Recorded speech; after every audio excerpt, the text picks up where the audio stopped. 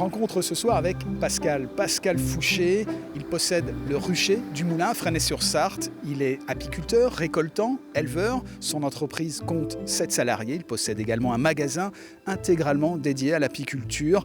Bref, toute une vie par et pour les abeilles. Vous connaissez les systèmes anti-frelons ou pas? Je suis tombé dedans quand j'étais petit puisque c'est mon arrière-grand-père qui a commencé en 1916 à avoir des ruches. Puis mon grand-père, puis mes parents, et moi, ça va faire maintenant 19 ans, bientôt 20 ans que je suis installé à Saint-Germain-sur-Sarthe, à la hutte. Donc ça c'est bon, ok. On fait tout ce qui est apiculture de A à Z. Je produis des essaims, des reines à des clients qui achètent du matériel chez moi, donc on sait la qualité du matériel et on conseille sur tel ou tel type de ruche. Et derrière, on fait le suivi, s'ils ont un problème, on est là pour faire le conseil. Quand ils ont besoin, même pour mettre en pot, etc., on est là pour les conseiller. Quel type de pot? Pot vert, pot plastique, grand pot, petit pot, etc. Il n'y a plus qu'à. Donc d'avoir la chaîne de A à Z, pour moi, c'était la logique des choses. Tu vas chercher une ou deux cagettes, tu remets un peu de sucre glace sur tes cagettes, et puis c'est parti.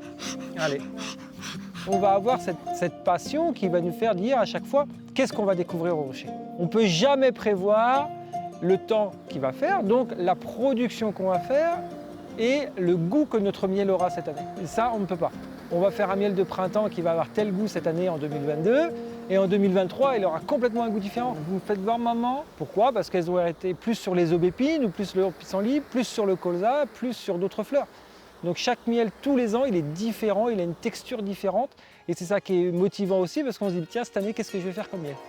Donc là, ça ce sont des mâles, ça ce sont des ouvrières. Et on recherche maman, la reine.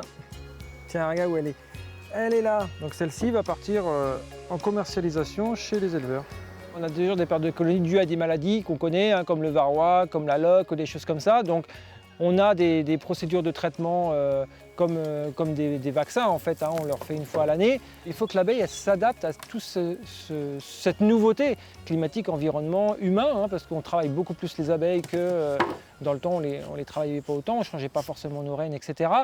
Donc on a des pertes d'abeilles, oui. Pour moi, je pense qu'il faut revenir, on va dire, à dans le temps, on va parler comme des anciens, mais que chacun ait sa petite ruche au fond du jardin. C'est le...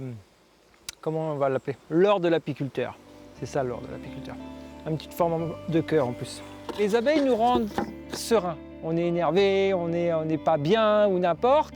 Elles nous apportent de l'énergie et elles savent nous dire stop.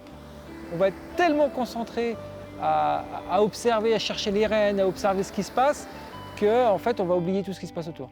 On va être dans notre petit monde. Voilà, c'est ça. On va être dans notre petit monde au moment où on va être dans notre ruche.